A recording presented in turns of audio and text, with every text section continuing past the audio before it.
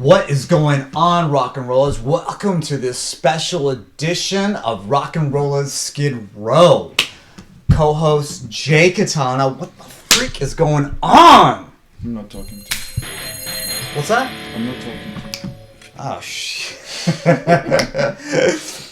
Shit. That's it? I'm upset Yeah? About what? about the size. Well, let's do a comparison here. Ice? No ice. Amateur? Dangerous, sexy. So, Yeah, let's chime in, man. So, always explicit? always dangerously sexy. Boom. With nobody's touch. Just us. Boom. Just Only us. on the Rock Only and us. Rollers podcast. Two guys. Nobody else. All right. So, who out there is, a huge Skid Row fan? If you are, drop it in the comments right now. If you don't drop it in the comments, that's it. We're stopping the show right now. Jay, I'm taking out my earpiece right now. Me too. All right, I'm out. See you. Fuck you. Alright, go back. Now, so I have a question. all right, let's do it. Early on, why Skid Row? Why Skid Row? It's so funny because as soon as you say why Skid Row, I immediately want to attack and just say, why not Skid Row? You know, it's like they to me were, if there was a calling on the East Coast after Guns N' Roses made its like announcement, then Skid Row was the East Coast, announcement. There was a West Coast announcement. It was like, this is GNR, and this is a flag of rock and roll. And then Skid Row came along, and they literally represented the East Coast with that. To me, yeah, out of the whole 80s scene, they were like a late 80s scene, right? It was like already after so many I want to like say it was like 89, 88. major releases dropped and everything, and it was like, what can be better? What can be louder? What can be like more pyrotechnics? And now comes like a rough band with no pyrotechnics, with just the fucking guitar punch, and that's it. It's just like to the fucking face, like that's it. It's funny you say it like that, man. Like Josh Corey, he used to always say it was a boot to the face. Yeah, it's like what like- you're saying. Boom. Fucking and of course, like after you read the bios, you know that Sebastian Bach wasn't the original singer. Mm-hmm. I can't even imagine.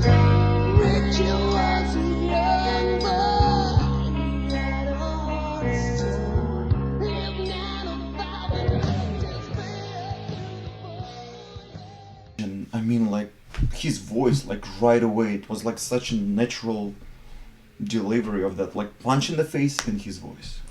Yeah. Do you remember the first like time you heard Skid Row and like the first song or anything? You wanna, like. I think, like speaking to the episode that was spoke the other time, Motley Crue, I also saw them for the first time at Moscow Peace Festival. Oh shit. But my uncle, I have a fucking magical uncle who used You're to. indebted. Yeah, who are who indebted? used- and- Who's got that relative out Yeah, there? who Leave used it like in the mailing comments. me DVDs. One of them was like Moscow Peace Festival, one of them was Motley Crue DVD, one of them was like Guns N' Roses music videos, and one of them was like whatever cheap DVD that had Cinderella music videos, Def Leppard music Nobody's fool. Yeah. And I would like 2-3 songs out of them. And Skid Row section opened with 18 and Life, and then Youth Gone Wild. Holy And shit. that's it. You just can't help it. You just can't. So that was the first time it's like you heard It- Skid it Row was was first like time you 18 listen- in you listen- Life, Youth Gone Wild. You listen to the half of the verse of 18 in Life, and you have no chance. You Was a have young boy. you have no. It's like Yeah. once you said about It's the like- person we're not gonna bring up. Once the panties It's like once drop. you just stay there. The next thing you know, the pennies are down. There's nothing you can do about it. No, that's true, man. I feel you on that. And yeah, I feel you completely on, the first time I ever, if you will, like a revival, a witness to Skid Row was Youth Gone Wild. And I remember it was in that time period when, did I tell you about how I got into rock and roll music? Like how ridiculous it was? Whatever, 7 versions? Oh shit! I'm not even Can sure I, which can one I, is tell which one you is like again? the real one. Yeah. So let's fast forward real quickly. We're in the, it's like 1989, I'm 9 years old, blah, blah, blah. The radio announces Madonna's naked in the video, go home. Oh yeah, I remember that. Yeah. Yeah, so desperate, to see her naked in the video, whatever. And yeah, of course, GNR, Crew, Dr. Feelgood, those things. But along the way, a video that also had come up was Youth Gone Wild. And that was another one of those that really triggered, where I heard it and I was like, I had to go get that album. And I remember as well, I thought it was like the coolest freaking thing for those first year, 2 years until I got Slave to the Grind. And I remember wanting to be an adult and getting that tattoo Youth Gone Wild right here as well. Yeah, the music video starts with that tattoo, right? I think so, something like that. Yeah. And to me, it's like that dun dun dun dun. Just Fast forwarding. Do you know that I see them live? I don't know, a couple times, and one time I even played with them on the same stage. fuck. Yeah. Everybody, let's put it down. Yeah. It wasn't good. It was, but it was an experience. But the thing is, I remember how they announced that song, and unfortunately, it was already without Sebastian. Mm-hmm. So the guy's like saying a speech, and that Tannen comes from nowhere. But all of them, he's whatever. And it's whoa!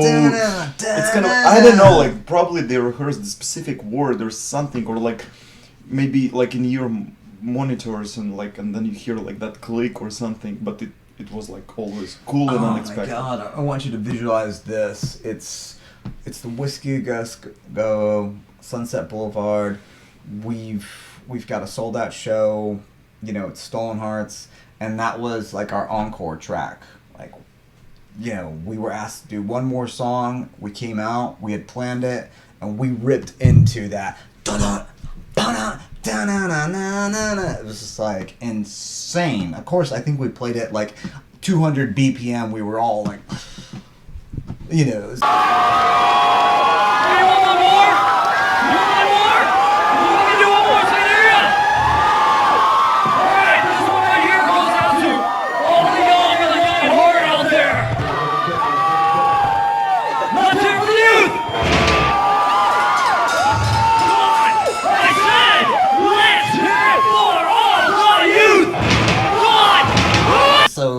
whatever. Another cool thing was that that DVD had I Remember You, then it would have some Monkey Business, and then it would go In a Darkened Room. Wow. Quicksand Jesus. And then you think no, it can be slower song cooler, and then these two you're already kind of okay, now it's gonna be some bullshit songs, and then it goes wasted time. And then you're fucking, you gotta stop, guys. And then it would be that weird version of Little Wing. Oh. And I would be dude, guys, it's all right. Let's okay, before we get too far into the thick of it, let's just go album by album.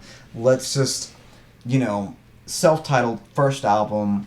How do you want to kick it off? What are some main points where you're Law, look, it's got to be this song. I gotta have these songs. Well, obviously, it's Youth Gone Wild. I Remember You, and 18 in Life. Also, Shake and Bake. Not Shake and Bake. Rattlesnake. Shake and Bake. No, the whole album is very. It is. It's to the face, and I remember it worked wonders on me. A year ago, I was driving to Chicago with my uncle. My uncle was sleeping already, and I would put the self-titled album, and I remember my mood immediately was going up. It's immediately tonight is something it's good. Funny, man. Even tracks Can't Stand the Heartache. I love those tracks. I think for me, like as in that time period, Jay, there was like I had the cassette, and there was something about the like when I would flip the cassette, Youth Gone Wild, Making a Mess. There was Midnight Tornado. There was like one more track on there, Piece of Me. No, I think that's on the front side, but it was just like the album just didn't stop. I mean, it just yeah. There's the big stuff. I Remember You, 18 in Life. There is some certain magic about it because, okay, you're a very advanced listener. You know the bands, you know heavier stuff, you know like softer stuff, you know like rock and roll stuff. But sometimes you put that album, and those 40 minutes, I already know how long it is, and at some point some transformations happens to you, and then you understand that tonight is gonna be the night. Something really good will happen. You're gonna fucking break through everything, and it's like whatever is on your way.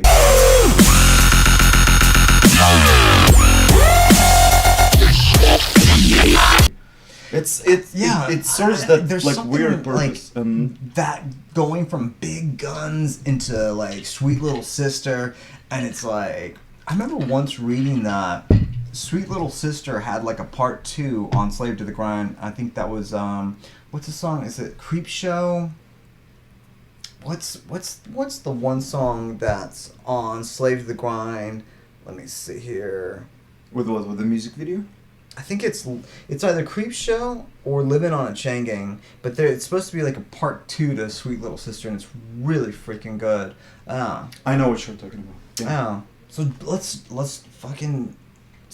Sorry guys, it's the the production team has asked us. Jay on Rocks. Not to mention any of the quote-unquote non-endorsement deals. It is the J on the rocks, so I have to be careful of the amount of cursing that happens this evening because we have X amount of freaking censors that will not allow us to do anything. So I'm going to just put it out there right now so they can beep it out all they want. Fuck, shit, fuck, dick, pussy, go ahead. Yeah. Anyway, so let's get on to Slave to the Grind. Dude, honestly, the first 8 songs, easy. Are you just like I'm just over like the fucking microphone, first 8 like songs. just running the first 8 fuck out of songs. here? One by one, that's it. Dang. They literally had like the music videos, I don't know, like for 7 of them. The main thing that I remember, Jay, about this time period is that this was about the time period of Terminator 2. So GNR dropped. They dropped. What's the name? You Could Be Mine. They dropped it that summer. These guys, Skid Row dropped Monkey Business that summer, and it was like we had these awesome videos, and it's just like it was all. And then we got the awesome movie T2. If you're out there and you don't think T2 is awesome, just stop listening to the podcast now. Just please. go ahead, Please. unsubscribe. I mean, like, subscribe. Yeah, just unsubscribe now, okay? Yeah, Thank you. You can watch some Barbie dolls or something. But yeah, that was like you're saying, man, they released Monkey Business. They released Slave to the Grind. They released Quicksand Jesus. They released Wasted Time. Did they release a video for In a Darkened Room? Yeah, In the Darkened Room and also... And Wasted Time, yeah. Yeah. So I mean, that was Jesus, a lot of tracks off. In this the Darkened album. Room, it's actually very, very cool videos. Like half of it's like music video, and right after that, Super Scream, it goes live version of that song. Oh. The video is divided nice. into like the I'm video check what it was out. set, and then goes like live version. Like when he yells, they showed him like falling on knees, and then it goes the live version. So. Oh damn! I'm gonna have to check that out. And it's impossible. It's just like, think about it. Just look at the guy, the way he looks, how tall he is, like his face. He's like. So, once again, I think when I was a kid, the fucking chain Rachel Bolan wore from like here to here, that always was like really interesting to me when I was like, can I? Yeah, you All right, thank you. And funny thing that when the first time I watched Moscow Peace Festival, for some reason I remembered Scotty Hill with his blue guitar. And that was a very funny thing because I played the same stage But I played with a country band, and I played some weird cover. Only one song. It was some kind of really weird festival in Smith Older Bar, and there were rumors that Skid Row was gonna be there, but we had no idea that they were gonna play right before us. So they played the set, they leave the stage, and then I appear, like closing for Skid Row. You know what I mean? And we played some whatever cover, I don't even remember, with the weird country band. And I remember coming off the stage, and Scotty Hill for some reason like shows me like good job, man. Oh fuck. In the crowd. And I was like, I'm going there, and I immediately forgot my English. Everything, all I had like is my phone, and I'm like, and he's like, whatever he was saying, I don't remember a single fucking word. He had like a girl staying next to him, and I was like, take a fucking picture, you know. So I gave her my phone, and she took a picture of me with fucking Scotty Hill. It was a very kind of like, I don't know, moment. It's like, why him? He was kind of like the only one I remembered from Moscow Peace Festival as a guitarist. And now it's like that. So shit. From what I've heard, and correct me if I'm wrong, but I've heard that it's really Scotty Hill that's the lead guitarist. It's not Dave the Snake Sabo. I think that them both. Now me, as I grew up a little bit as a musician, I can tell the difference. It's completely 50-50. Really? Mm-hmm. Got it. It just happened to be many of those slow songs. Scotty would have like the main lead. That's why. So he's always like or something, but no, it's 50-50. And yeah, so what happened with the third album? Hold on.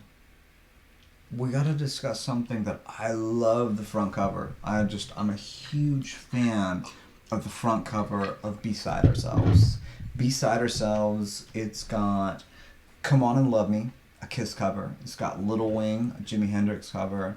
It's got Psychotherapy, a Ramones cover. It's got Delivering the Goods with Rob Halford, which is another like great cover. Oh yeah, I remember that. Yeah. So that little like EP, because you know what? I feel like Crew basically ripped off the idea of what Skid Row did on that front cover, where you see it's almost like cartoon characters of them. Motley Crue did that on the Greatest Hits like years later. But Skid Row did it first, and it was really freaking cool. Yeah. Yeah. I just remember it very fun. You can cut it later, but it was a funny moment at Moscow Peace Festival when they had like joint vocalists. I don't remember. I think it was even like Scorpion's set or Ozzy Osbourne's set when Sebastian Bach appeared, like whatever another guy appeared, and then Vince Neil appeared. And there was a moment when they're all kind of like, and then Sebastian Bach goes like, and he would put like even a hand to his ear, like, and then Vince Neil comes like I don't give a fuck. It's like he over screamed like everyone without even trying, and like even like not holding microphone properly. Like I can't remember that. It was super funny. That was the attitude. Okay, so yeah. And so getting into that third album of Subhuman Race, I honestly I'm gonna be forthright here. I don't really know the album very well, guys. I just wanted to say it's all you because I've tried. I've forced myself to listen to it on multiple occasions. I've really have tried. What I really would like to do is get a copy of it on vinyl. That way I could really sit down with it. There's something about it. It's not cohesive. Is it still with Sebastian? Yeah. It's actually produced by Bob Rock. So I mean, it's got great ingredients. Man, it's just literally. I don't know. Like, did you read Sebastian Bach's book? Yeah, I heard his opinion on that. They were literally for 2 years already touring in separate buses. Oh shit. So music was written and he was supposed to appear in the studio and just sing. More than that, it was a tour. Well, I think I may be mistaken, but the album was written when Pantera opened for them. Mm-hmm. And it was that weird tour when Pantera would groove the crowd with new sound, and then Skid Row appears and people are like, I would say this. So the whole tour was kind of like a disaster, so. Wow. So that's when they were working on that music, and on top of it, not even like talking to like a band that didn't talk to him, and mm-hmm. you know what I mean. Wow. What do you expect? You expect miracles? Yes. Everything comes down to chemistry. So true. Such a fragile thing. Such a fragile thing, and yeah. So on that note, ladies and gentlemen, And I have one more announcement. So you what's that? So we have some connections. We do have some connections, and you guys, because honestly, that's the only band that hasn't reunited, right? So many bands already like reunited like years later and whatever, and this is the only band that like all the members, key members, are alive, but they haven't even been in a room Nah, in fucking 20 years or something. it's complete refusal. So you guys, you drop in the comments what it takes for Rachel Bolin and company to actually talk to Sebastian Bach, get on the stage together. I think what it might take is actually an induction into the Rock and Roll Hall of Fame. And that's where we're at. Where if these guys, they might be willing to play live. So I want to hear more. Together. I want to hear more opinions. We're gonna choose the best one, right? And then we're gonna use our connections, and we'll see. If you're right, then you'll hold that fucking knowing that you got the band back together. All right then, ladies and gentlemen, always explicit, Always fucking dangerously sexy. only on And your nobody's helping us, it's just us. Bitches, just us.